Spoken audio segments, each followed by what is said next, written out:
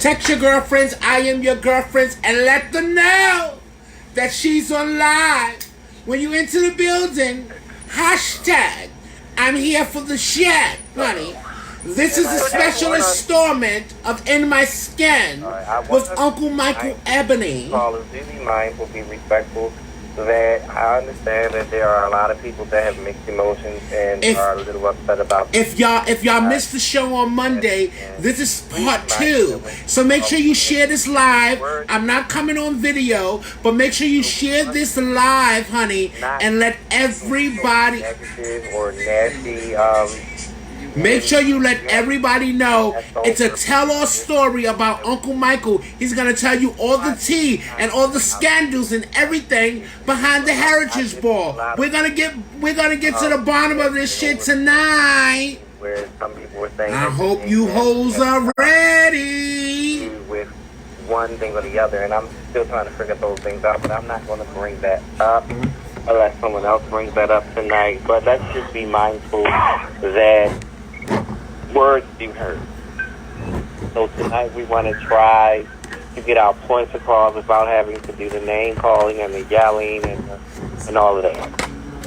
Let's have a positive conversation. What were you going to say, Marcus? Yeah, so Kelly has joined us on live, so welcome to all the Just Kelly fans and supporters. We are going to talk about the spinning with the Heritage Ball. Uncle Mike will be joining us around the 9:30 time frame. But until then, Ron Lonzan will be coming in and answering some questions about sponsorship, grants, the do's and don'ts of nonprofits and things like that. So he should be joining us in a second. So Uncle Mike will be coming on and giving his rebuttal to Kelly's statement and, you know, having the platform and the opportunity to say what he needs to say. If you have questions, you can inbox me, Jaisin, Kelly. She'll send them over to us and fill the questions over. And tonight is about being transparent and getting to the bottom of it because the community wants answers. For the live listeners, we did reach out to Lee Soldier. Lee Soldier did not respond to any of our requests to come on to the show. Hopefully, you guys can encourage him to join us or change his mind. This is an open and honest platform, and he has an opportunity to say what he wants to say. I think Kelly has pinned the number up at the top as well. So I guess we're still waiting on Ron. I guess if there are any callers that had anything to say about the Heritage Ball, you can please press 1. The number is 646-668-8783. So yes, 646-668-8783. And if you have questions or comments or things about the Heritage Ball, let us know because we're still waiting on Ron to join us, and Uncle Mike will be joining us shortly. So, Jaisin, what did you think about? Like, what were your initial thoughts when you woke up on Sunday and heard about what happened with the ball? My initial thoughts at this point in the game, it doesn't. When the ball does not finish, I no longer get mad. I don't get upset mad anyway because I wasn't there. I feel a little I feel sad for those that have spent money, waited in line. And all of that kind of stuff. But then when you hear like shenanigans and then you see stories and you see lives where things are being contradicted, where the police are saying one thing and then the patrons are saying something else, it kind of makes you it kind of puts you back in that place where we used to be like 7 years ago when we would not make up conspiracy theories, but we would just form our own opinions, I guess you would say conspiracy theories, and it just brings you to a place. But now that I know what I know more than I knew then, it's just sad. And I guess because I get into the details behind the fact, I feel as though I'm just all over the place right now. But I feel like with this situation and things like that, that maybe pre-ball there should be a time frame, and I'm not with that whole spectators should have to pay and stuff. I do think that spectators have to pay for some things, but if it's a free event, it's a free event. And if you want to come late, that's on you if you get there and it's crowded. But if things are done to prevent you from walking, like it's shut down because they are imaginary police and things like that, then that just puts a bad light on ballroom. And that's why I pick and choose the balls that I go to, so that when these things type happen, 9 out of 10 it's a ball that I wasn't going to attend, because I kind of sort of had a feeling. We do have a caller, 646-946. You're on the air. 646-946.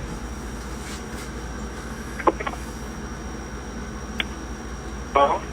Welcome to the city. Hello. Hello. Hi, this is Ron at 614. Get your glasses checked. Okay, girl, I will hang up on you. I ain't in the mood. I'm 646 New York. I'm in Ohio, so baby.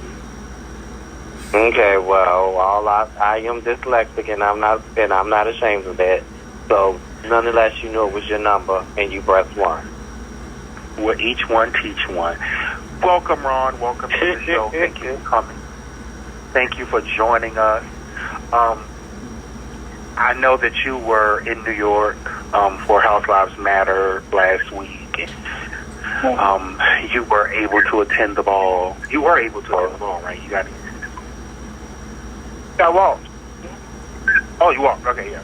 So, awesome.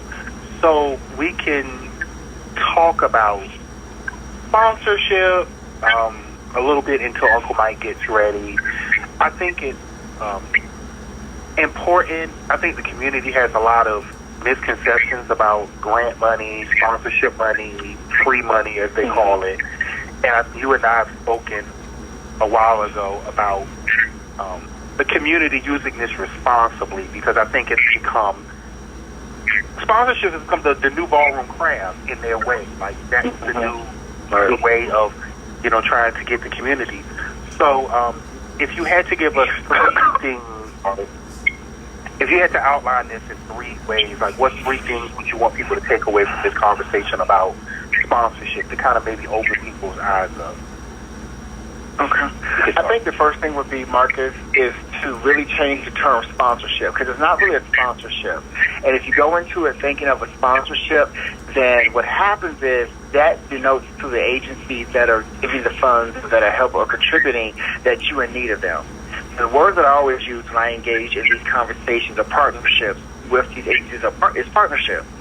So, here in, for those who know, I'm in Columbus, Ohio, and I did a painstakingly tour throughout all of our agencies here. Probably about, this is the 8th year of the awards, but probably about 6 years ago, I did a lot of training and education regarding ballroom culture and community to like all of our local agencies, like our health department, our state health department, some of our local ASOs, age service organizations, AHF, Gilead, all those people there, and I did a whole year of just doing training, free trainings and in-house trainings for those to build partnerships. And so that's, after that first year, I didn't ask for any money. I didn't ask for any partnerships. I did the entire ball with me and my partner out of our pockets. And then the following year, I started working with them again, and we developed a partnership.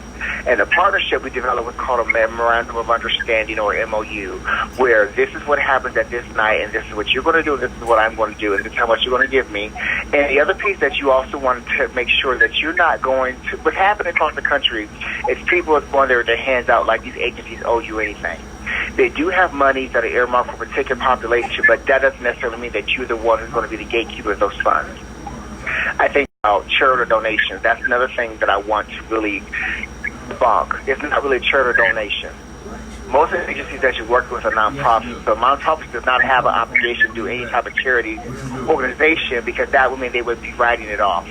So a charitable donation would be something like, I don't know if you all in your area, like when I worked at one agency, we would go to Target and ask Target to give us gift cards for giveaways for some of our clients.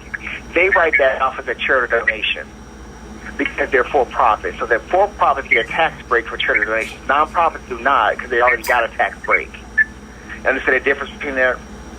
So that's the other thing about it. It's not a charitable donation. So I heard someone say, well, they gave all that money out, then they should give the money back to the agency. You can't give the money back to the the agency because the agency is then penalized. So how nonprofits work in grants, you have a budget for the year, whoever your funder is, say the funder is CDC or HRSA or SAMHSA or NIH or some of those things like that, or even your state health department. You give them a budget, this is how much money we need this year to do this fund. And they include, like for me in our health department here, they include me yearly in their yearly budget. So every year that I host a ball in our partnership, there's a certain amount of money that they put forth for the city to approve for a budget. Now, after they give me that X amount of dollars, if I don't spend it on dollars or I don't give it on a cash prize, I can't give it back to them because it's already accounted for. So if they take it back, they're penalized. So you might think it's a good thing coming in under budget when you're a nonprofit, especially when you work for grant monies, but you're actually penalized for when you do not spend that money. So in grant terms, if I don't spend the money in year one and I have an X amount of dollars left over, I better find something to spend it on by the end of the year, or they'll reduce my budget for the second year, if that makes sense. So a lot of times agencies will give you money for your ball at the end of the year. Oh, if you've heard of conversations before, we've had this amount of money. We got like $10,000 we can spend. Do you want to do a ball, or do you want it for a category? What can I spend it at?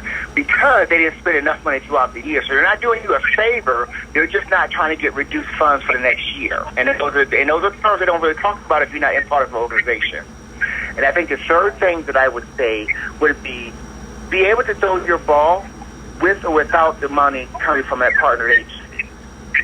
That's the problem that makes everyone so money hungry, is that if you don't see these monies, then you're not able to have a function. You see what I'm saying? So they can't think that they make or break you. So if you don't go in with a mindset that if you don't give me this money, I'm going to have it anyway, and I'm going to have it at the same level if I had your money, then you're doing yourself a disservice, and that's when they start to play you. And I think part of it is that, and like you said earlier, agencies across the country are throwing money our way, but they're giving it to the wrong people, in my opinion, in some aspect. They're giving it to people who are saying, I'm in Albuquerque, New Mexico, and I'm in ballroom, and I can get 500 people to a ball. Where do they do that at? And these agencies don't know any better. So what I've done here is I set myself up. So I created my own company, a consulting company. And so what I do here is, with our local agencies and my health departments here, when someone approaches them about ballroom anything, I'm on their file as a consultant for that particular thing. So I'm an expert in ballroom community and ballroom culture, and MSM's a color in ballroom. So if you go to the Columbus Health Department and you mention anything about ballroom and they put in a system, I'm the one of the vendors that comes up as we have to consult with Ron first. And it may be a paid gig, it may not be a paid gig, but so that they're not taken advantage of, and it doesn't do a disservice to the community, they bring me in on the conversation so that we can make sure it's a legit thing to move forward with. And so we have to start setting those things up across the country. That's it. Definitely. So I know that I made a post a few months ago, a little irritated because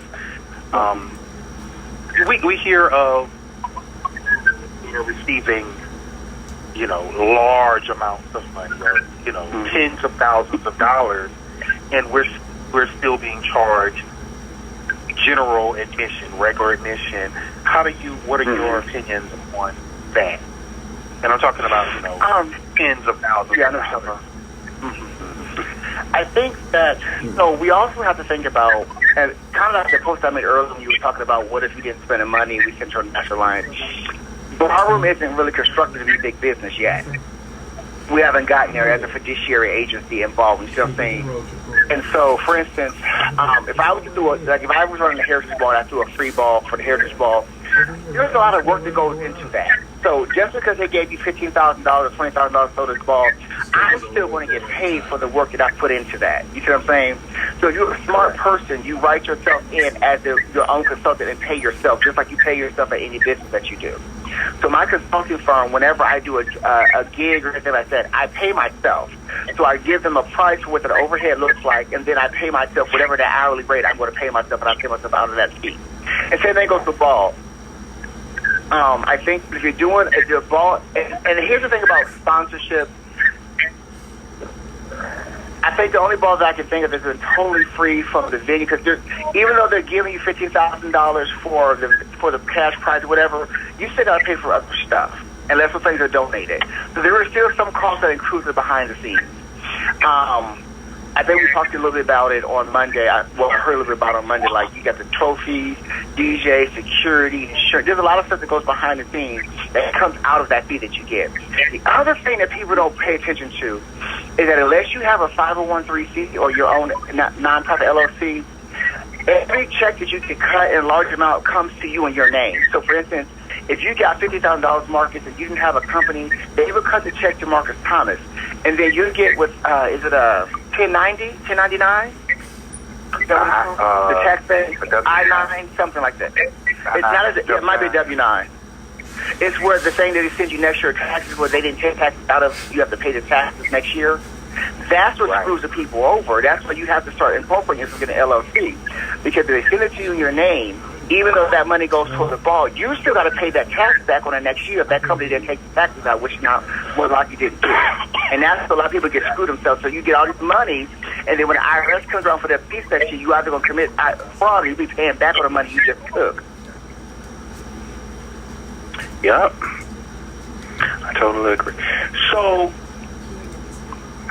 my thoughts on that is I get it, but if someone was so lucky to be able to get, a large amount of money where their risk was virtually low, I just don't see how they don't pass on that savings to the community. I understand there still should be a charge, but I just don't see how, if all the money was sponsored, and you had to come up with a few $1,000, or $2,000 to take care of the little miscellaneous expenses.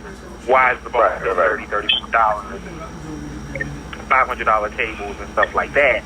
When unless you're doing something to help the community, because I get it. Nobody wants to have a ball and not make anything from it. But I don't know. Jason, do we have any? Well, I think the other thing is, one of the other things that I've always. I feel like being part of the community, you got to pay it forward. So if I got X amount of dollars to throw a ball, and it was basically it was non-risk for me financially, I charged a fee, I'm still going to take a portion of that money and move it forward for next year. Whether that looks like I set up a scholarship fund, I donate this money to causes that we've identified as that's involved in the community, like homelessness, crystal meth use, drug addiction, mental health, anything like that. I'm going to take not a lie, I'm going to take even $1,000, like that's nothing if the amount of money you made, and move it forward, and then challenge all the other people who are getting sponsored across the country to do the same thing. That's kind of where I think that ball in the line comes into play at. Like each year, you identify something that's really impacting us in the previous year, and then we put our efforts towards working towards that. Whether that's having a big function together collectively, nationally, where we raise money for a certain goal, but we have to learn to start paying it forward, not just paying our pockets. I agree. Jason, any callers? No, not yet. Okay, great. So, in regards to the Heritage Ball, I'm not quite sure what you heard or anything like that, but if you could give them some advice, what advice would you give to New York Pride, Lee Soldier, Uncle Mike, Michael Robeson, and the Heritage Ball community? So, I don't... This was my first Heritage Ball. I was there for House Lives Matter, which was a phenomenal conference. Shout out to House Lives Matter Committee. And I got to the Heritage Ball. And so here's the thing. I heard someone come up, well, if you want to get there on time. We got there at 9:45. And the line was wrapped around the door. And we would get texts from people who have been in line since 8 o'clock. And the doors weren't open at 9. And so I know when we got there at 9:45, we kind of jumped because we knew it was going to get packed and we were all walking. So we kind of jumped in front of some people to get in. It was at 9:45. 15. I think I don't have anything to compare it to. The venue, I don't think the venue. I could have told you from jump. Everyone was talking about since I got there Wednesday that the venue was not going to work, and I didn't like the setup. The auditorium setup is kind of it changes the energy. It becomes more of a spectator. One thing about balls that you love is the involvement of the crowd, the involvement of your house. Like it gets you amped when your house is chanting your house chant, and they're right there with you while you're walking in that energy. Having a auditorium set up that energy is mixed. You don't get that same energy, if that makes sense, because balls are very participatory. And having an auditorium makes it look like I'm on stage and you just watching me. So that energy was mixed there. And I didn't really stay upstairs a lot. There was a basement area, and they had was showing a ball on TV on the screens downstairs. So we stayed down there the most of the time because it was cooler and it wasn't crowded. I think a couple of things that I think were not handled properly, and I don't know who the person was, but I just think that there should have been an apology, and it should have been an apology from, and this happens a lot. We've had other bosses say, well, you should have got here on time. That's why we didn't finish. That's your fault.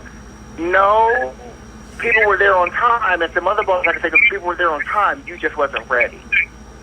And I think having an apology instead of playing a blame game, if this is a community that you want to be invested in you continuously, I think having that open apology and being transparent about we made some mistakes and we'll take hearing what you're saying so we can approve this later on and next year. I think a portion of the night could have been saved. I know the demon and stuff was happening, but they have an awards night the night before. Maybe did the demon at the awards ceremony and then acknowledge them on the mic during LSS, but give them the trophies the night before. That would cut down on the whole lot. But like I said, I didn't really pay a lot of. We were downstairs, so I didn't really. I just remember that we were downstairs, and some guy came downstairs and told us to stay down here, don't leave downstairs, because they're going to shut us down. The crowd outside is rioting and showing out. If y'all stay down here, don't go upstairs. We're going to calm them down downstairs. We're going to keep on going, so don't go upstairs. So you know what everybody did, right? They went upstairs. So I didn't really see it. And then when we got outside, the crowd was like, no, we wasn't doing anything out of the ordinary, wasn't going crazy or anything like that. So I don't know. I think that I think the community needs an apology. There needs to be some transparency. I also don't think that a lot of the attacks that are happening on the three individuals, or specifically one in particular, is coming from an altruistic place. I think that people are trying to attack this group so that when it's time for my function, you all give me the money and not them because they not know what they're doing. That's not cool. And you can kind of see through that in some of these posts. It's very transparent if you know what you're looking for. I agree. I think that's definitely a concern to me as well, because at least I can say I think a lot of people were accusing them of taking the money and pocketing the money, and I mean, I'm like, well, you know, New York Pride, and Uncle Mike's going to explain all of this later, you know, how New York Pride actually operates, and the Heritage Ball is just a part of New York Pride, which is New York Black Pride, which is a bunch of other activities going on. So who would want to, you know, ruin their reputation around that? It has to be more to the story. Right. And as we, you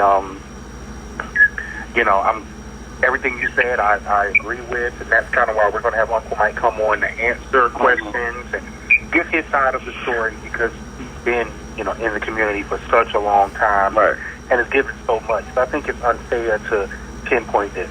I do think it is unfair, though, and I hope Lee Soldier or someone takes it back to him. You know, last year there were concerns, and he did not come and speak to the community, and kind of all was forgiven.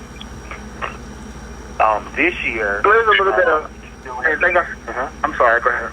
But the thing I said too, I saw Michael on Sunday before I left. We were talking briefly at the hotel. Michael Robertson, and I said to him that there's an ego that comes into that.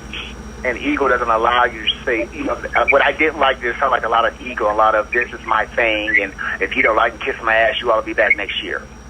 And we saw that passage with Jasmine did that. He didn't say that, but that's what I felt like. Remember when Jasmine was doing that? Well, y'all don't got no other balls, and I'm on the benefactor. You all going to come back. But you know how karma gets you. You dumb faggots on my name. Hey, you remember? Yeah, and you don't forget. So, like, I'm not one of the girls in the community that has a short-term memory. So, you know, I'm real intentional where I spend money. The other thing that you hit on, Marcus, like, for instance, when I had my ball, the awards ball a few weeks ago, the local, and I had it, I did a whole weekend, so I had like a brunch the next day, and so the money that I had partnered with and was able to secure, I had to split that through the whole weekend. So it wasn't just this money specifically for the ball in these categories. And so I think that's what kind of happened with Heritage. It was a whole week-long event, and so they probably, after they got a certain amount of money, they started budgeting their money per category, and this X, Y, and Z. So there may not have been much money left over because it might have been chewed up in some other event that happened. The other thing that often happens is I know, here in Columbus, we have like the third biggest pride in the country. And so a lot of people here do pride events and things like that. And I remember this past year, one of my sons was throwing a pride event, and they just gave him $8, and he wasn't able to do the other event because of like having stuff in the park, licensures and stuff. So they were okay with him doing an event later on in the summer and keeping the money and making sure good on that. And so that's the other thing that happens where they can't take the money back, and then they may not give it to you next year if you don't follow through with what you say you're going to do, because there has to be some give back to them. But if you're communicating and saying, we weren't able to get through this here, but I'm going to keep this money and do an event for you all, or sponsor partner with you all later on, they're okay with that as well. And I think that people have to realize that sometimes some things do happen. I agree.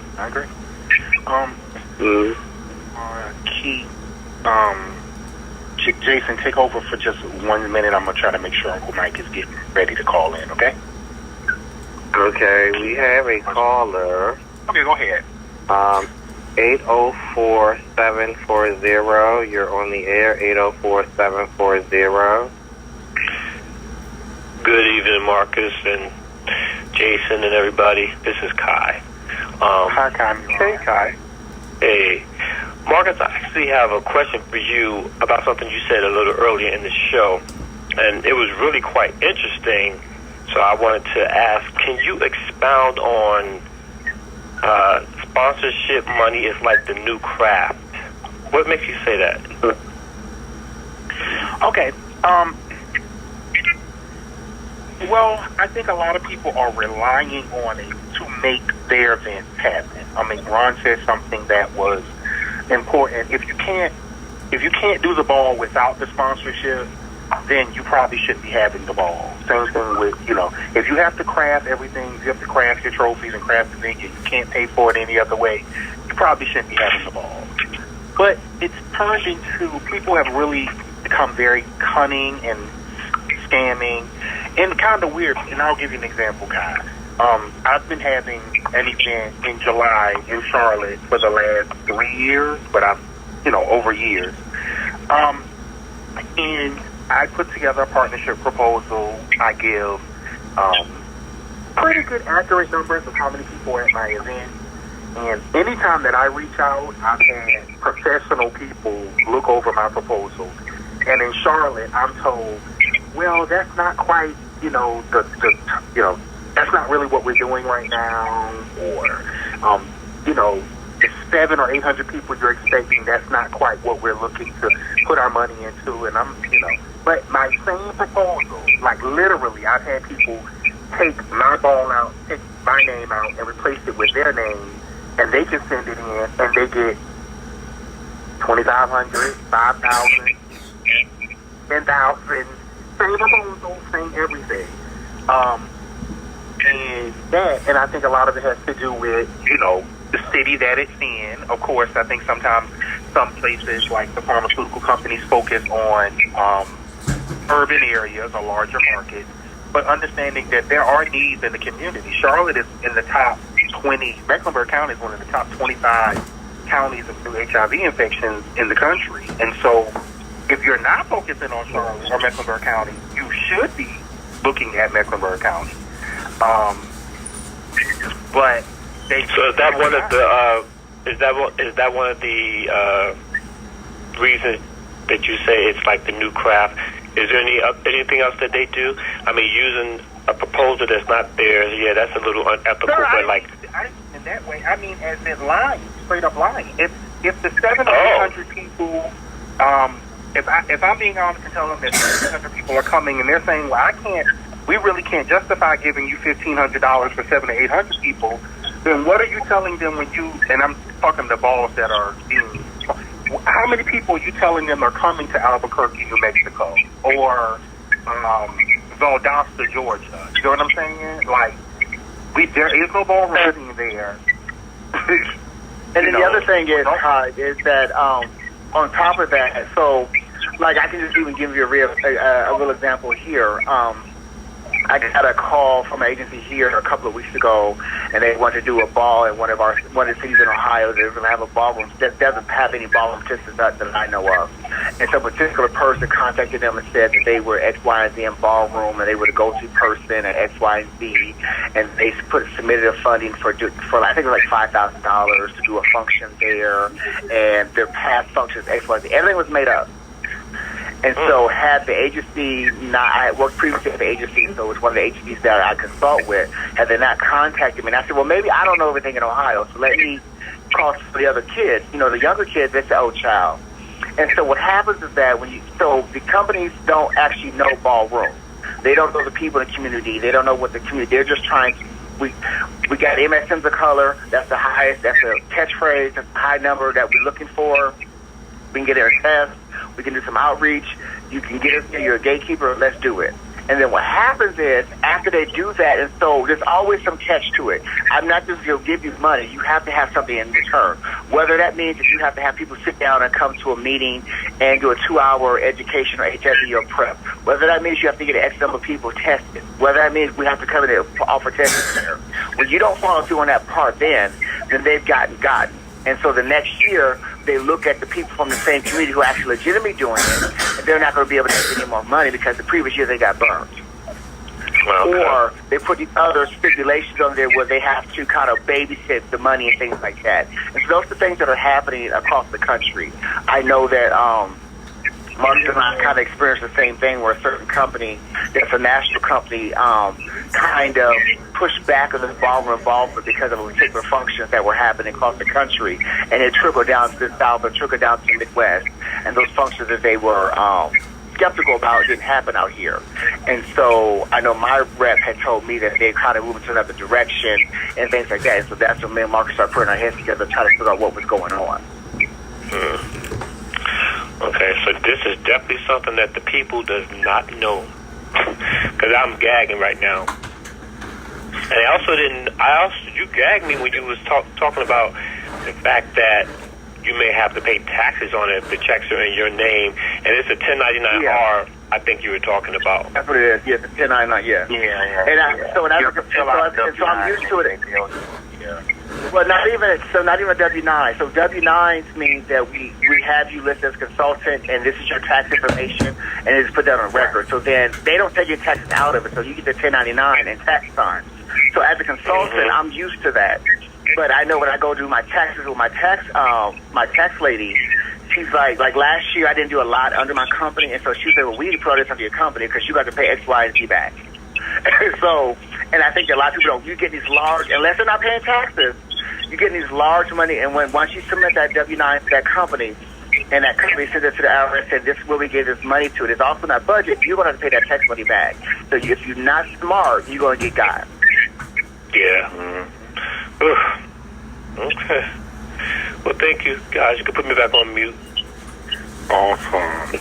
And Uncle Mike will be joining us in just a few seconds. He's to give him about 3 minutes. He'll be coming in. Any other callers, Jaisin? No other callers. So, do you think that, Ron? Do you think that?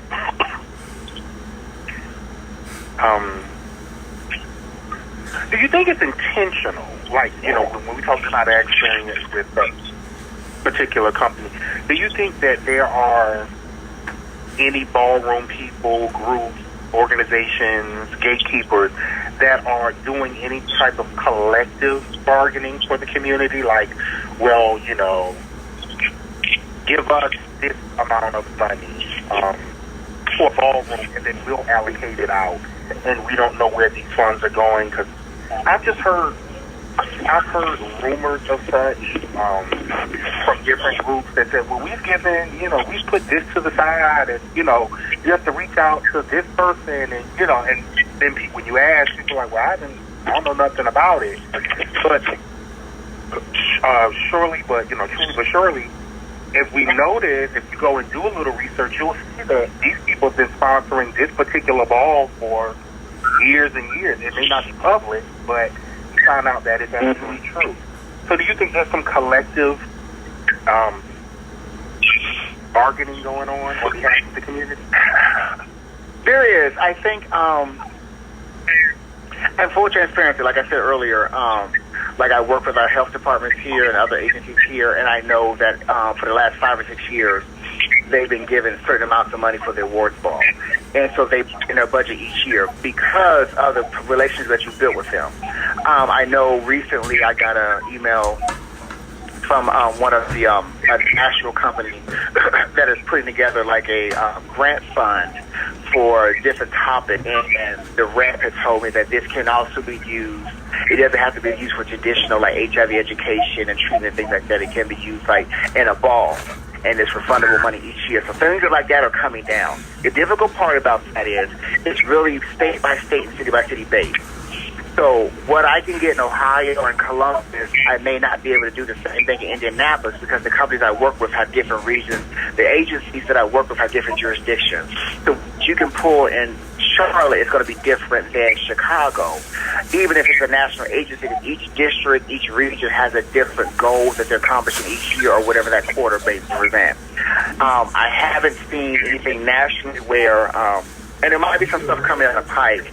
I haven't really done a lot of research on that lately, but there is some money that I know that are coming down the pike from different companies that are targeting our communities, but want us to be a little bit more diverse in how we're reaching these certain populations. So now it's not just MSM, now they want trans women of color. And so that's one of the hardest populations that some companies across the country are struggling to outreach a certain city. And so that's another catch. Like when you go in and say, well, I can get all these femme queens and blah, blah, blah, blah, and you explain to them what it is. Oh, yeah, let's do that. Let's do that. Like even one year I had a company that wanted to increase their testing numbers for trans women of color. And so, hell, everybody got tested. Their name got put in a draw, and they raffled off $500 just to increase that. And, like, somebody got $500 just getting a mouth swab. So... It's possible. I haven't. That does exist. Yes, Marcus. That's your question.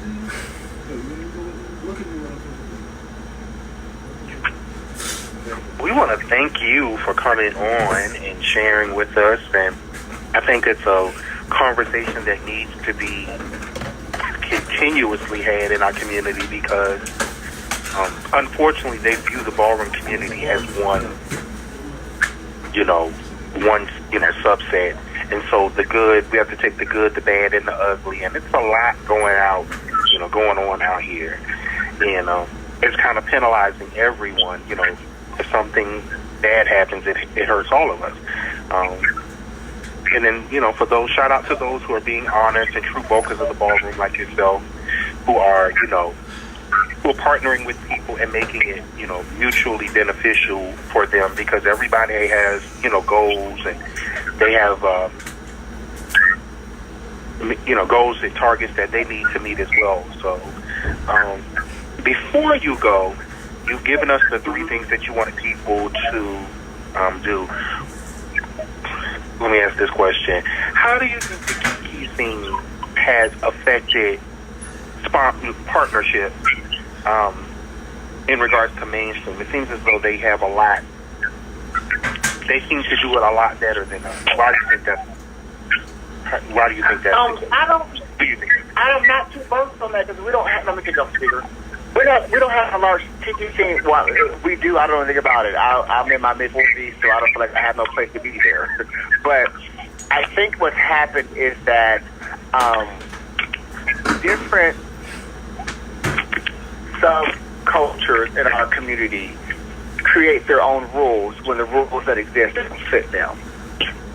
And in creating those own rules, they learn. It's kind of like the Lord of the Flies. Remember, wasn't that a book, The Lord of the Flies, where the kids were stranded on the island and they developed their own democracy? That's what the KTNC did. So there was a need. It was started, and now they've created their own governing board, their own democracy, and they exist in that democracy and they hold each other accountable. And so I think that they figured out how to do it, and I'm sure there's still politics. And again, I'm not versed on it. I've never been to a kiki ball before, but I'm sure that they hold each other accountable. They might have some politics to play inside of. I've seen some of the drama stuff that happens there, but for the most part, they've established their own rules based off the mistakes that we've made in mainstream. and based off of what they figured out works for them in their certain community and age group population, and that's what's working for them. Like I saw someone post earlier today that I think somebody was saying that they had to verify that the funds are there before they have an event. That's dope. Because you got most of these people mainstream wait till they get the door to get their money to the ball. So they've got some things that are working. It's not all perfect. We're not all perfect. It's not all bad. And mainstream's not all bad. But I think that they've taken a lot of our mistakes in mainstream over the years and watched and made it work for them and create their own type of structure. Correct. Well, we want to thank you so much. All right. Well, thanks for having me, man. I know you have to get up early, but if you want to listen a little bit with Uncle Mike, maybe if you have questions, join in and things like that. Jaisin, is Uncle Mike on yet? He has not pressed 1. He should be. Uncle Mike, press 1. So I'm going to jump off and I'll be listening. Thank you all. Have a good night. Thank you so much, Emerald, for joining us. No problem. Bye-bye. Okay, 424-394, you're on the air.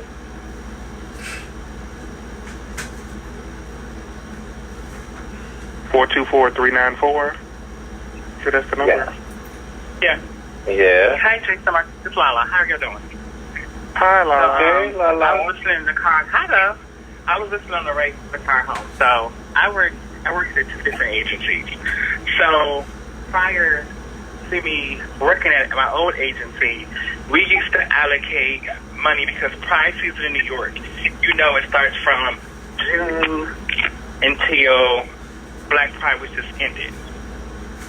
So when we do our budget, we allocate what events we want to march at, what events that we want to attend. For some events you go to, people charge you for tabling, people charge you for putting their logo on things, or you also can sponsor certain things. So at my own agency, that is how I participated in New York City Black Pride.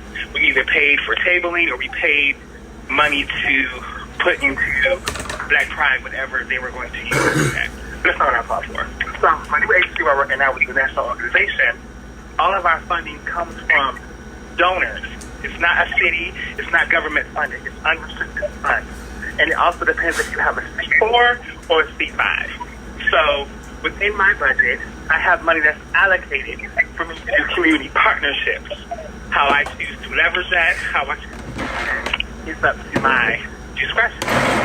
Also, for the end of my grant, if there's money left over, I'm able to distribute it where I need to distribute it to, because if not, I lose that money from my budget. So everyone that gets money is not always city or federal money. Some come from foundations. Foundations has a different process. Some come from places that are strictly donor-based, and so the rules are different. So it depends on what kind of nonprofit and how it is set up. So there's able to get multiple money possibilities depending on the structure of that nonprofit. That's all I want to add. Awesome. So, Lala, you guys were a partner for New York Pride. I don't know about this year, but in previous years, I left. I've been at my new job for a year now. So previously, leave and reach out. Email, hey, Black Pride's going on. Here are the events, and plug in the ways that you can sponsor. My job, we would sponsor to table at the beach. We would sponsor to table at the Heritage of Pride, and we would table at the ball, and sometimes put in money towards a category or something of that nature. Mm-hmm. But it was an email we used to got in the past that listed the different prices or different things you can contribute in. But it was not all going towards the ball because NYC Pride is a home entity. So you also can just and your money could be going to wherever logistically. So it was not specifically saying this was going to the ball from my way. You only can speak for that. Correct. Okay. I think we're going to be going through that with Uncle Mike a little more. In your experience with New York Black Pride, was it a good experience? Or were you content? You feel as though the funds were well used, or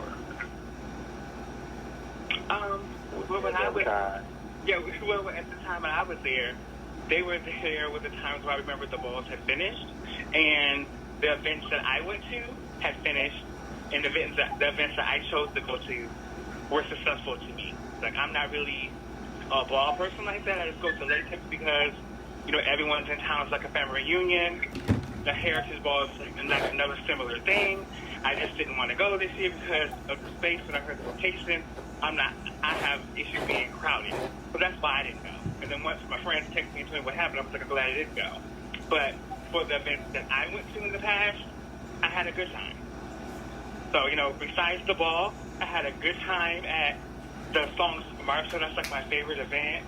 I got to see Stasha perform, and, a lot of people. That was fun to me. The day at the beach is always fun to me.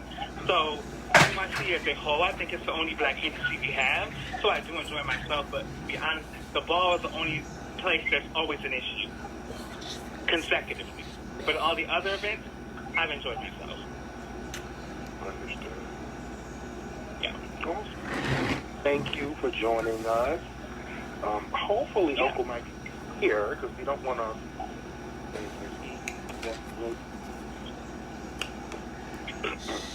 Allow me to sit back on hold. Okay. If you have any questions, Uncle Mike, I'm going just press one again. Thank you. Okay. Kai, can you do me a favor, Kai, and press one and take your hand down? I would appreciate it. The next caller is 973-705. I think this is Uncle Mike. Uncle Mike? Yeah, this is me. Hi, Uncle Mike. Haynes Ebony, welcome to the Skinny. We want to welcome you for calling in. Okay. And we had Ron Livett earlier talking about some misconceptions of partnerships and sponsorships and things. Lala was just on and said some basic things, and we really appreciate their feedback. But tonight was about giving you the opportunity to kind of answer some questions, set the record straight,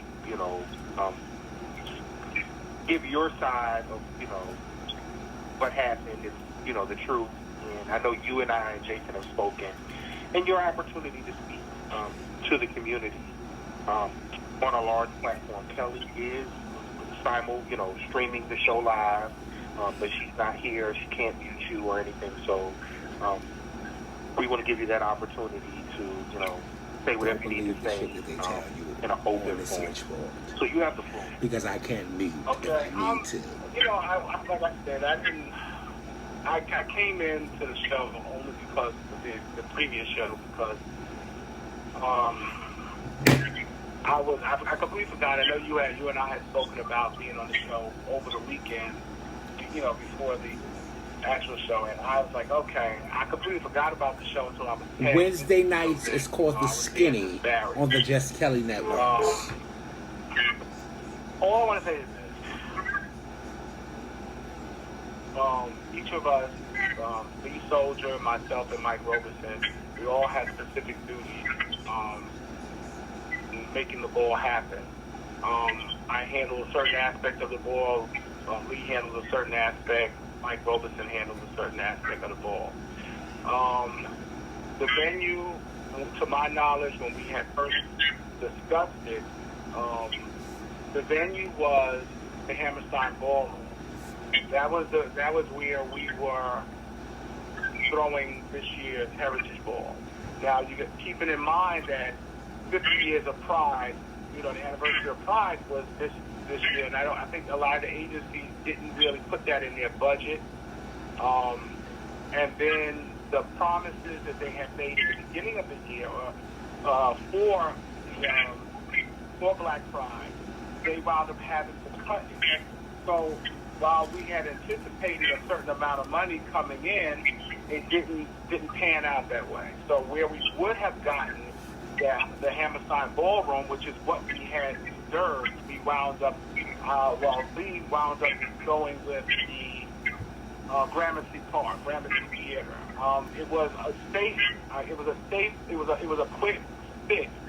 As he put it, he didn't anticipate he was going to use it, just hold it as a holding, just so we had, in worst case scenario, we had a place, but he would still be looking for another venue. Because we all knew that Gramercy, especially when Mike Robertson was bringing Housewives Matter to New York, there would be no way that we were going to be able to hold all of those people in Gramercy. We barely, I think it was the second year we had the Pride Ball, we had Heritage. We did it at the Gramercy, and back then it was too small.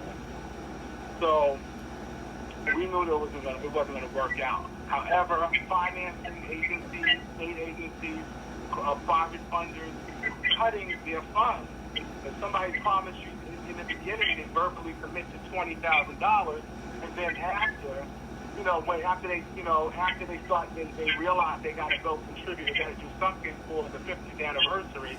So then they go and what they agreed to give you, now they're cutting it in half. So funding wound up getting cut. So the venues and the places and the things that were looked at originally or agreed upon wound up being put on the back burner. Having said that is the reason why we wound up at the Gramercy as opposed to not being in a larger venue. There was a lot of nonsense that was going on. I'm hearing a lot of people talking about, they heard this, and the police said this on the live, and they overheard the manager say this, and they overheard Lee say that. I don't know, and I can't speak to what other than what I know for a fact. I was in the venue. We were called to the door because the manager wanted us to calm the crowd down because the crowd was getting kind of loud and they weren't going to be able to get them in. So they wanted to disperse the crowd. We weren't successful in dispersing the crowd, and that's not our responsibility to disperse the crowd. Technically, that's the venue's responsibility. So I turned back around and went back inside because we had a ball to run. And I was going to stand outside and waste time on something I couldn't control. So I came back inside, and I don't know what happened outside. I don't know. I got rumors that they was pushing and shoving. I don't know it to be a fact, but that's what we were told. I was on the stage with Mike Robertson monitoring the deeming process to make sure that went through. I timed it playing last year. It took too long. We kept it within 20 to 25 minutes, so it wasn't a long, drawn-out process. Okay? After that, I got a call. I know we must have did one or two categories. After that, I got a call back to the front, and it was me and Mike Robertson and a representative from Housing Works. We went to the front of the building. We were talking to the police officer. At that time, they told us they were closing us down. We went to the front of the building. We spoke to the police officer, the police sergeant. The police sergeant informed us that they're not shutting us. They weren't shutting us down. That it was the venue who had called them to close the place down. And that's when the representative from Housing Works said, well, what does the crowd outside have to do with what's going on inside? And that they were partners in throwing this event, and they were going to pursue this legally. And so the officer made it clear that this is not our doing. This is the venue who made this call to us to have they wanted to be assistance in having the event shut down. Now, I don't know if it's because of citations, the community board that had, that influenced management to do what they did. I have no idea, and I'm not defending them because as far as I'm concerned, I feel that they were completely in the wrong, and then they proved themselves to be liars. They then changed their story and stated that when somebody on the line said that there was a gas leak in the venue, and that's the reason why they had to evacuate the building.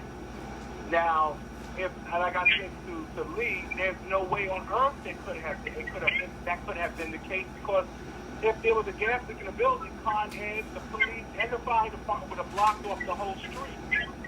So that in itself made no sense. So they're trying to squirm their way out of the situation because they don't want to refund the money or whatever the situation is. But like I said, this is a situation that has to be handled legally because technically this is what took place.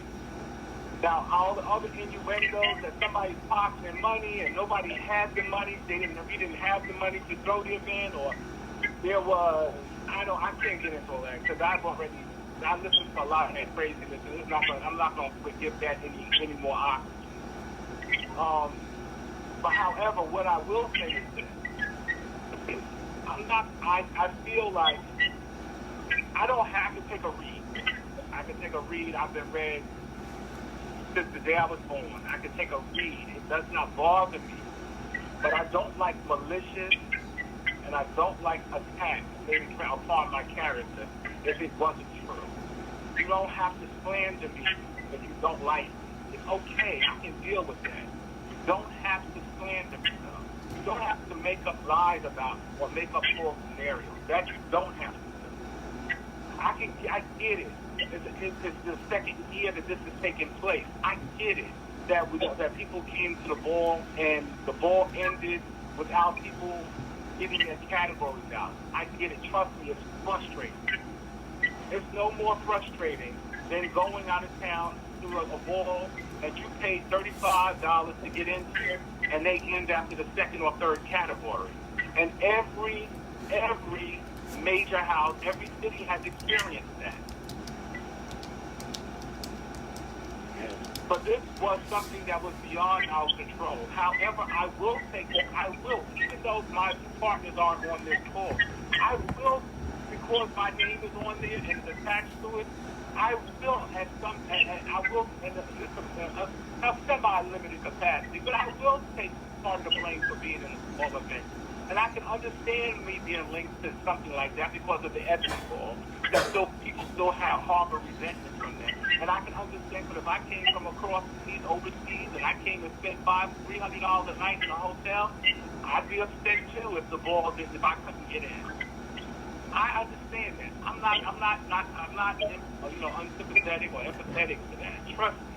But on this note, this is something that was out of our hands and beyond our control. Nobody had no, thing that they wanted to end the ball before the girl who was going to walk face was getting out there. Nobody was against any particular person walking the category. That's the reason why we shut it down. And it was none of that had took place. There was nothing nefarious that was going on. There's no conspiracy to try to shut this down so that we could keep the money or keep state agency money, because 85% of that money that was sponsored by any city agency for this particular, for any category on the Heritage Board, if let's say Colin Lord was sponsoring a performance category and their money was earmarked for that and it didn't happen yet, they can get their money back. Some agencies sponsored Black Pride. They just distributed to Black Pride. So those agencies' money was dispersed throughout the whole campaign, the whole Black Pride campaign.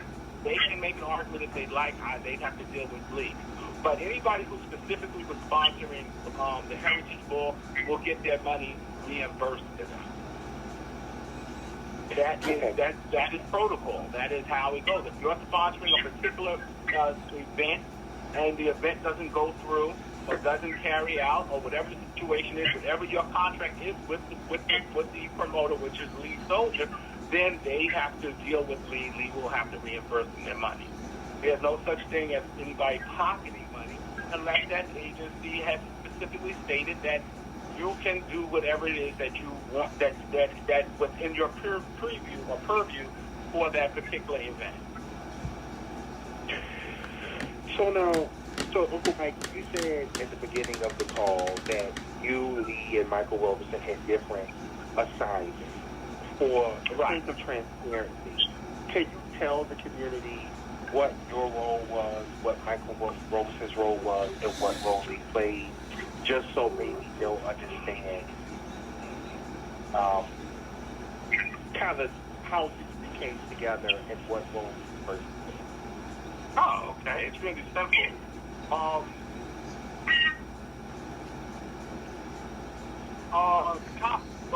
we initially got together in the very beginning, or how this year panned out? We can talk about this year. Okay. We had been working together on this event for the last couple of Heritage Balls, and basically My role this year, because every year we switch up a little bit, but I've maintained making sure like the deeming process and making sure that committee is put together, and I oversee that. I have input in some of the categories. I take care of the order categories, and I work. We all collaborate on the judge panel for the event. Lee Soldier, because of this part is under the umbrella of Black Pride, Lee Soldier handles the funding and the venue. Mike Robeson works with Lee Soldier on the honorees, some of the honorees that go on the Friday night event that's handled at the Schonberg. And he acts as an advisor because he has experience with working in this on these type of events in that capacity, as well as dealing with funding. So he has he acts as an advisor. Okay, Lee, of course, as I mentioned, he handles the venue, he handles the funding. He also has input in the writing of the categories, as well as in the judges panel, and I guess the work that's done on Friday night for the awards. Okay. At what point? Okay. So you guys say that because of World Pride, some of original people or people who traditionally support Black Pride had to increase their support. At what point did you guys realize that the Gramercy was going to have to be the final go-to and not, any other place, or what other options or solutions or alternatives did you guys consider that were reasonable, i.e. having it in Brooklyn or somewhere like that? Well, it's kind of hard to say because this is, and I've had this conversation with you, so it's kind of hard to pinpoint an exact time. All I can tell you is when we got wind of it, that the Gramercy was in writing, was a signed contract, was I found out from a conversation with myself and I didn't know about it. I thought it was because the last conversation we had was at a meeting, it was at Hammerstein Ballroom. But, I think to leave, well, I guess put myself in Lee's shoes at that time, I guess to shore off or to secure business, because when somebody's holding out there, giving a stalling you on the $20,000 or $25,000 check. When somebody's holding a stalling you on it, and they told you they got it, but this person's on vacation, they'll be back. We haven't got word on it yet. We haven't got a confirmation on it yet. We heard. Don't worry about it. We know that the Pride, the ball's getting close. We know the month, not the ball, because it wasn't for the, but we know the Black Pride is coming up. We understand. We have the paperwork, and whatever I don't know what somebody knows. You have some people on here that they know the technical terms. I can't give it to you. So, that specific form or that request is in, and we got it. We're just waiting for confirmation. And once we do, we'll cut the check. So, as time goes on, you're also handling other things. So things are coming across your desk that you're trying to get done.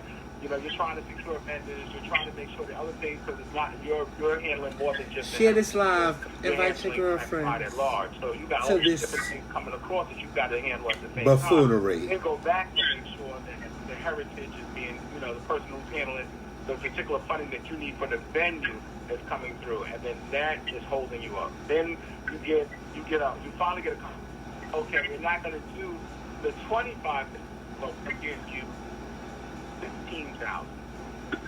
And that's really cutting your budget, because you kind of hope that you got that 25 so that you could get the Hammerstein, but now you got 15 and all you can afford is Gramercy. You would have wanted to do Urban Plaza, but Urban Plaza is under renovation, so you can't do Urban Plaza. So now you're like scrambling. Now the issue is, which to another call I think I heard credit. Yes, the problem is if they wanted to keep the, and I'm going to say throwing everybody under the bus for me. Everybody wanted to keep the venue in Manhattan. Nobody wanted to go to Brooklyn. Nobody wanted to go to Queens. Nobody wanted to go to the Bronx. I suggested New Jersey. I wanted New Jersey. I said, well, let's do it in New Jersey because, we can do it at the Robert Tree. and we can do it in Robert Street for like, for a lot less, for like $10,000. And they were like, nobody wants to do Robert Street, but I'm thrown out the window. It's like, and I get it. First of all, this is bullshit. How do you have funding for New York City and you try to move that funding to New Jersey? It just doesn't happen. But I'm just going to sit here and continue to listen. That still had the date open. So I'm assuming that that's the reason why Lee jumped at, I'm not assuming, that's the reason why Lee jumped on that date and secured it. Now, the conversation with us was, because Mike and myself, neither one of us wanted that venue. Because we knew that it was too small, and being that, again, keeping in mind, House Lives Matters was going to be hosting in New York. And that particular venue was not going to host. So came the issue, we'll still continue to look for another venue, and we'll just have that on ice, and just in case, worst case scenario. Okay. Let me do my investigation. That's basically it. I mean, I think I answered that question. I kind of went over, but I think that answered. So, if you had to estimate, what would you say it cost to throw the Heritage Ball in any given year? A rough estimate. There's a lot that goes into that. The sad part is, like, I didn't involve myself in the funding. I don't know how much venues cost, because I tend not to, I wish I could be more like you. Like, you're hands-on in every aspect, but if I'm targeting and I'm responsible for a certain area, I basically handle everything that I have to do in my area. I don't really get into the other things, and that might be ignorance on my behalf. But I've never once delved into the finances or delved into looking into venues and how much those cost, because that's not my responsibility. That's basically Lee. So Lee handled all of that. I kind of keep my hands clear of other people's stuff, because I don't really want anybody interfering in anything that I do. So when it came down to how much it would cost, I know that depending on the venue is a large part of it. And then everything else goes into effect. You have Jack's fee, and then the other other commentators' fee, and your DJ, and if the venue doesn't come with a equipment, which they 90% of the time they do, but if they you have to factor in all those additional costs, and then you have your cash prizes. I would say roughly this Heritage Bowl probably cost upwards of $30,000, maybe a little more. Okay.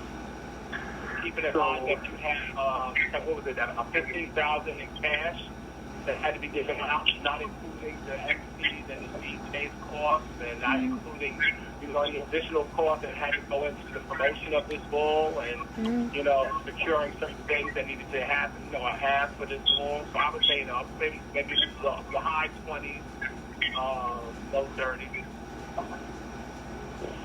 Okay. So you do. Next question. Last year, when there was concern, you came on and you graced us and answered questions and kind of eased the community's mind. And we never heard anything from Lee.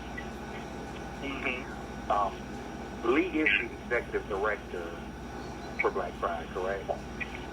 For New York City, yes. For New York, for New York Black Pride. Okay. Why has he not made a statement to address the community in regards to the Heritage Ball for the last 2 years? Does he think he owes the community any comment? I personally, I had this conversation with Mike Robinson. I personally feel that, knowing Lee as a person, I think he is a very, he's very sensitive individual. And I think that, it hurts him a lot, like when he's attacked, and to be able to explain. I think if he was approaching a different way to explain or to make a statement or a public statement, I guess he could. I can't get into, because personally I would. I would make mistakes, and I think I have. I do think that for his own reputation and his own integrity, I think that he does need to address the situation or address it. I don't think that there are certain things that need to be asked. I think that people approach the situation wrong. Now, Mark know how to ask the question. There's some people that don't know how to ask the question, and they ask the wrong thing, and therefore he's not obliged or obligated to answer that. Now, if you're asking him a question as to, why, what happened, could you explain, how this went, what the process was, and what, if you ask the right way, I think he wouldn't have a problem answering it. I think, but when it comes from a different place, people asking a question that they already prejudged and already have their idea, or they already predetermined what the answer or what his response is going to be, and they already feel that they have an answer for what took place, then I guess he feels he has no reason to answer. I appreciate that, but I still think the same community that you're asking to support and come out and you celebrate, some would shit on them when you don't say cat, dog, mouse, fuck, nothing, whether it's, I don't have the explanation, I don't know why. What questions do y'all have here on the live, so I can call it and press 1, honey, and ask y'all questions. Inbox me y'all questions so I can call in and press 1 and ask y'all questions. Since I'm just sitting back here, listening to this skitty with y'all. Because this skitty seems like a cockamamie bullshit to me. When we don't meet the expectations of those who have came to patronize us, then we have to give an explanation as to why. Genovia, you absolutely right. And he did this on his own to try to clear his name. I always keep in mind, like when we did the Ebony Ball, and I had a young lady that came all the way from Russia, and it's extremely expensive to come here. And New York, of all places, is one of the highest priced places to come to any event, regardless. And to come here and to spend that kind of money to get to New York, and to pay that kind of money because you're not from here, you don't know where to stay, and and you find in a hotel, and you pay that absorbent amount of money, and not to get in, and to meet her and to run into her in Midtown Manhattan, and her express herself to me, and she was searching for the words, and in the middle of her talking to me, she broke down in tears. And that broke my heart because I was sitting there like, and I felt so bad for her because she came here to walk a ball and she couldn't even get into the ball. So, that's bothersome. And that was one of the... It was never no important parts, Chastity. A little... It's the same crock of bullshit that they give us every year. That I thought we were going to. Because all I kept saying is, I don't want to be... Thank you. Yeah. Because I know this ball is going to be over. I'm about to take this shit out. I'm about to hit the ATL, honey, and get me some of Portia Styles. I didn't want this to happen again. Every time I think of that, every time that young lady comes to mind, and that was something that it bothered me. It still bothers me now, It's rumored that tonight. It's rumored that you guys consider, it has been rumored that at one point you guys considered canceling the ball a few weeks before. Is that true? And why? Okay. What made you go? That was always anybody, that's always an option. When things don't plan out, you're sitting there and you're weighing out what you want to do, what you're going to do, what your next move is going to be, where you're confronted with this situation. You handle, how are you going to go about handling it? Yes, so throwing the ball was definitely on the table because at that point, you want to make sure that that is one of your options. Do I postpone this and go and push it to a later date so that we could get the venue that we need to pull an event like this off? And then the other side, you're not going to be able to have black. You're not going to have House Lives Matter. And when you do that, So you don't have to have maybe as large a venue maybe as you were gunning for. So I don't know. I mean, that was on the table. I'm not going to say it wasn't. Yes, it was. Yes, it was. It was. It was something that came up. We did consider pushing it back. Yeah. One moment. Jason, do we have any callers? Let me check again. You are now in the host queue. No. Okay, but I want to address this. I do want to address this because this is something that's kind of real. And I know it's going to be it's not off topic. It actually coincides. People, I got a little missed because I saw that there were several balls this year and last year and years past that people didn't finish their categories. People didn't finish. People paid real money. And people didn't even get past the third or fourth category at their ball. And the ball ended. And I didn't hear as much outrage. I didn't hear as much conspiracy theories that came out of this ball. I mean, there was people who made had probably like $25,000, $30,000 in cash at the register that night. And they got to like the fourth category, maybe 50, maybe 60,000 in their cash register. And then they came to the ball ending. And I didn't see no outrage. I didn't see nobody going wrong. Nobody talking about, I better not see a new Mercedes. I didn't hear none of that. I kind of like gagged. So I kind of really was in shock that this was a free ball. And with budget, I got that I was out there at the end of the ball. I was going to be going out there purchasing sacks and tricking. And I was like, what the hell?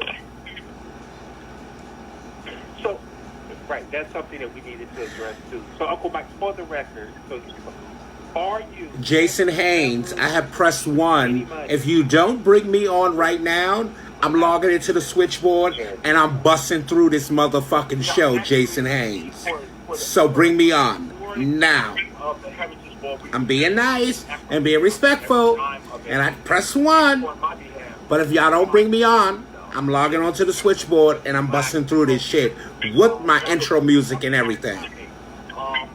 Putting the team together and stuff like that, that was all done through me. Anything that was actually done, like categories and stuff like that, of course that was handled through sponsorship and through the trophies. But as far as the technology goes, I didn't see. But you are paying a consultant fee for... No, because you have to reimburse some years for the trophies.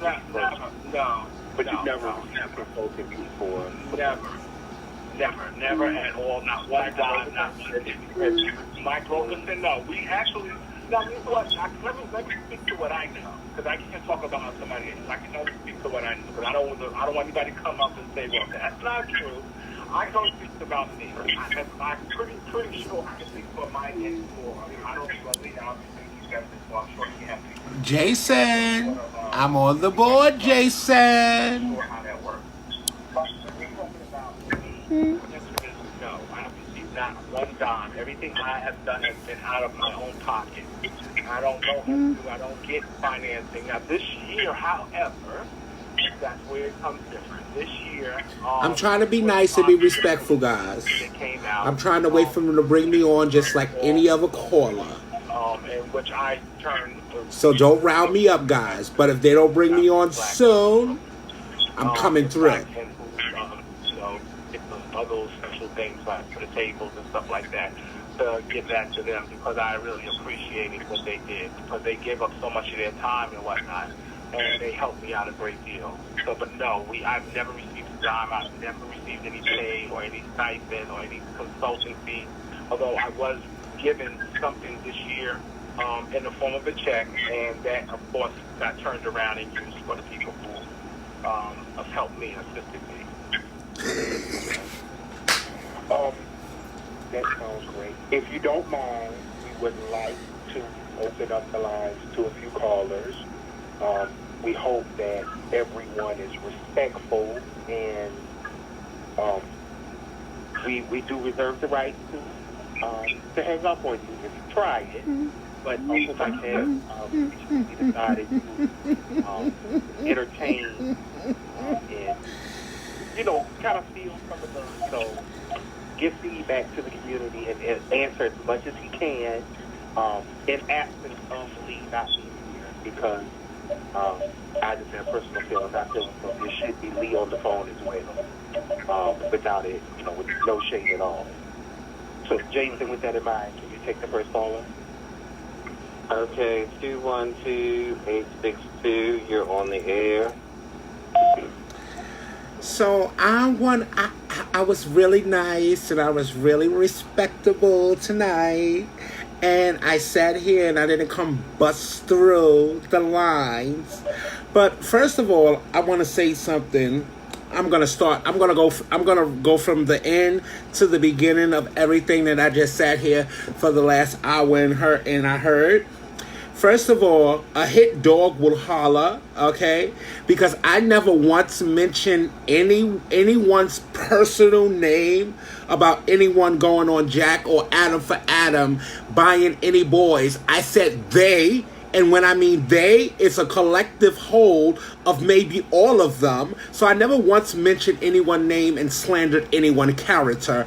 That's for one. For two, everything else that is coming up here, and I said I'm gonna afford you when Marcus asked me about y'all doing the show, I said I'm gonna afford you the same thing I afforded myself on Monday night, was to have that same platform of same people so they can hear your story as they heard my story. So I came and I did this live. So now I'm sitting here on the live, and everybody that's sitting here on the live, and you can go back and view the comments if they take them down or whatever, is saying that this conversation that y'all sitting here having is making the situation worse. Okay? Everybody, it's questions that want to be answered and everything. And when I was told about y'all doing the show, I was told that y'all was going to come and it was going to be a tell-all about it. This seems like a Broadway fucking musical that is being put on to throw a sham over the girl's eyes. And this is what everybody's on the live is saying. And this is not just my opinion. And you can go back and watch the comments and everything. Okay, because it seemed like it's so many multiple stories, and then you sat here and you said about all of these other balls that people paid $35 to get in that did not finish. Those people paid those $35 to get into those balls. Those people did not have agency money that was allocated to them for this ball to give away at this ball. So if those balls happen, you can't pit those two statements, your statement with your ball and those balls that maybe had 2 or 3 categories that people personally had against a ball that was allocated money from the state and the government. It is 2 different things.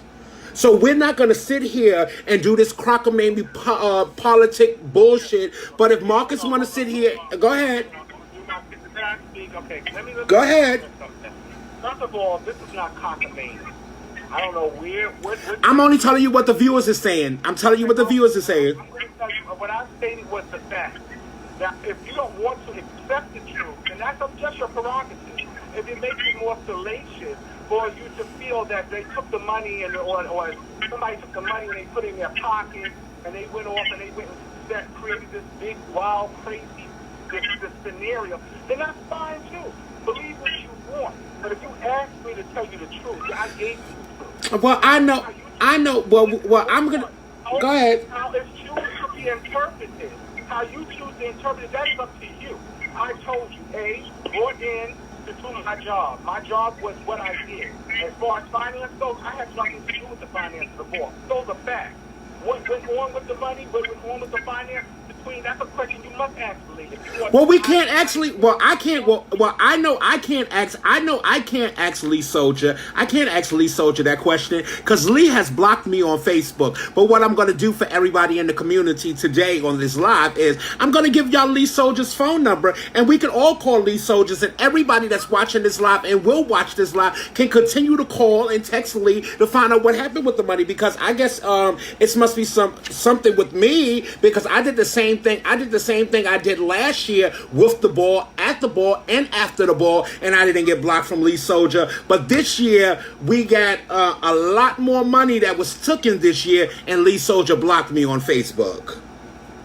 But Kelly, I want to clarify something. There has been balls the last year years, 3 years, that we paid $35 to get into, and thousands of dollars were sponsored by pharmaceutical companies and by agencies and that, and the money was not given out.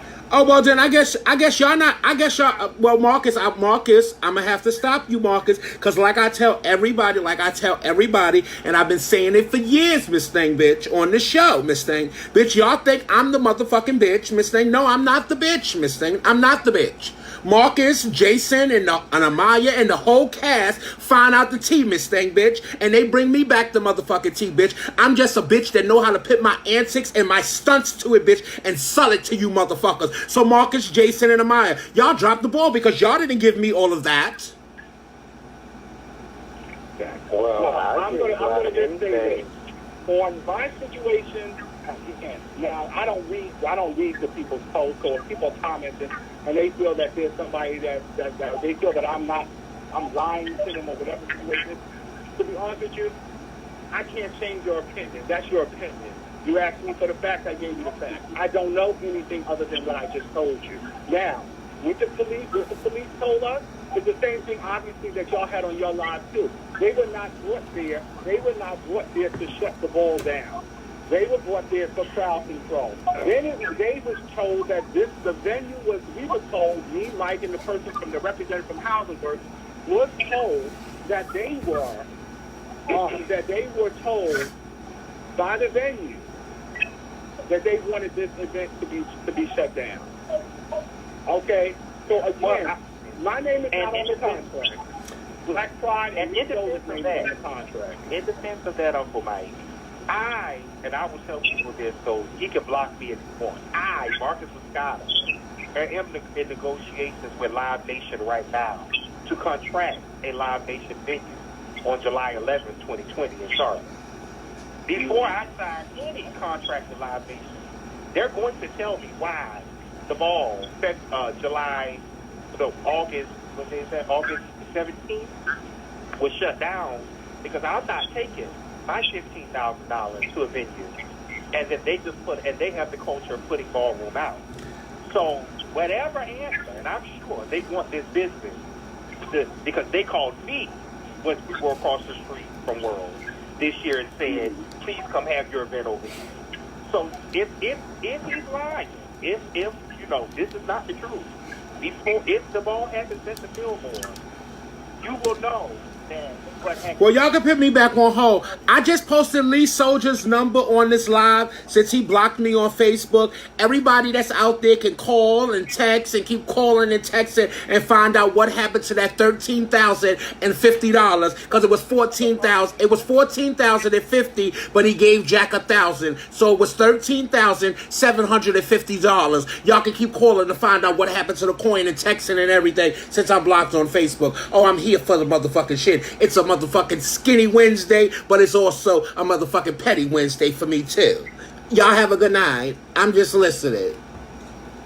Okay. No, but I will address this, so you don't have to be able to take yourself off of mute, because you said that I wasn't a hit dog will holler. I wasn't hollering. What I was doing was I was stating a fact. It was an accusation. It didn't put a name, but the two names that kept coming up was my name and Lee Soldier. My name is Lee Soldier. I said they. First of all, like I told Marcus the other day, I don't have nothing personal against anybody. But if I would have had the whole facts about everything, oh baby, trust me, on Monday night, if I would have had the whole facts, I would have dragged it more with the other. I would have dragged Michael Robeson more as well if I would have had more of the facts that I got after the show. I don't have nothing personal. And when it comes to doing what I do here, okay, on the Jess Kelly Network, it is nothing personal against any of y'all, baby, okay? I'm gonna do what I'm gonna do, and the facts is the facts, and the facts is the facts, okay? First of all, and I'm gonna keep it real, and I'm gonna keep it real, and I'm gonna listen, because I'm Uncle Michael, let me finish, because I'm a real bitch, like motherfucker, like I told Marcus on the motherfucking phone. When Marcus told me, Kelly, you was dead wrong. You need to motherfucking apologize to Uncle Michael. I'm not apologizing to Uncle Michael, baby. Even if I was wrong, I wasn't going to apologize because I haven't apologized to anybody else in motherfucking 12 years of me doing the show. So I'm not going to start apologizing now. First of all, and then like I told Marcus, because I'm a real motherfucking bitch, and this is the skinny. I don't know why the fuck you and motherfucking, you with your good name that you had for so many years in the ballroom, and yourself along with Lee Soldier, mistake before he done these last two shenanigans. I don't know what the fuck y'all were getting in the fucking bed for with Michael Roberson after he collapsed motherfucking POCC. And that's what I said off the air on motherfucking phone with my motherfucking girlfriends.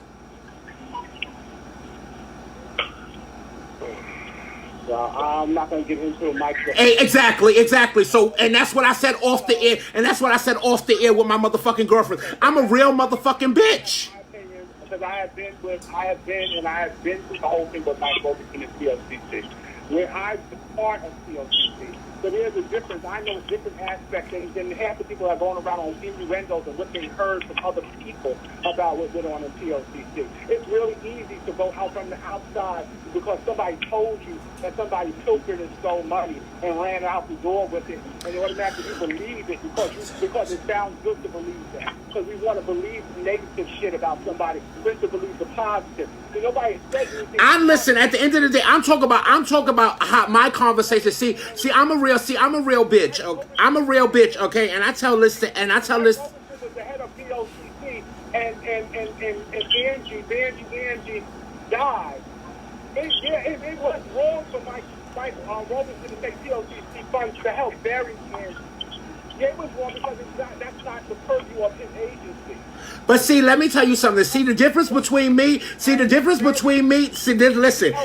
between me and all of those other girls that I sit on the phone and I have conversations with on the motherfucking phone with 6-way and 5-way conversations. Anything that I say on those motherfucking conversations, bitch, if I have to repeat it on motherfucking live, bitch, I'm going to repeat it on fucking live. Oh, I can believe you because I'm saying it right now, too. Like I said, people can say whatever they want, but they don't know the facts. Yeah. Maybe he could have done things differently, but there was a lot of things that he did to me that no agency did. So, Kelly, what we're going to do is we're going to see, Jaisin, are there any other calls? We're going to make sure we address the people's concerns. I understand that the audience may think a lie can be more entertaining than the truth, but he can only tell y'all what he knows as he knows. If we find out anything that he says is not true, we will come back and let y'all know because we are journalists. And yes, I mean, all of us have relationships with Uncle Mike. That's my friend. But we're not going to sit here and just cover up for nobody. But based on everything that I know and the way he's presented the evidence to me over the last months that just walked me to see it lead up to this. You are now off the host queue. At least it sounds correct. He's saying, while we're here, Uncle Mike, so at this point, you don't know, well, not you don't know, Lee was the one responsible for all of the financial aspects of the ball, so he had access to the account, the money, the cash, paying the vendors.